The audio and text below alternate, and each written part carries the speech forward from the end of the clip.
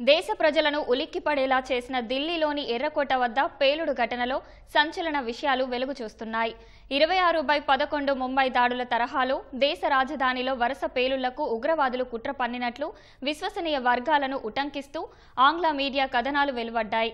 ఎర్రకోటతో పాటు India gate, constitution club, Gauri Shankar ఆలయం సహా దేశవ్యాప్తంగా పలు రైల్వే స్టేషన్లు, షాపింగ్ మాల్స్ వద్ద పేలుళ్లు జరిపేందుకు ఉగ్రవాదులు జనవరి నుంచి పథకరచన చేస్తున్నట్లు సమాచారం. అందుకోసం భారీగా బాంబులను కూడా తయారు చేస్తున్నట్లు తెలుస్తోంది. ఈ టెర్రర్ మాడ్యూల్ అత్యంత శక్తివంతమైన 200 ఐఈడీలను సిద్ధం చేసే పనిలో ఉన్నట్లు దర్యాప్తు వర్గాలు వెల్లడించాయి. ఎర్రకోట వద్ద పేలుడు ఘటనపై దర్యాప్తులో భాగంగానే పలువురు అనుమానితులు, నిందితులను విచారించి వారి నుంచి కూపీ లాగుతున్నారు. పేలుడుకు కారణమైన వైద్యుల టెర్రర్ మాడ్యూల్ వెనుక పాక్ కేంద్రంగా పనిచేస్తున్న జైషే మహ్మద్ ఉగ్ర ముఠా ఉన్నట్లు ప్రాథమికంగా గుర్తించారు.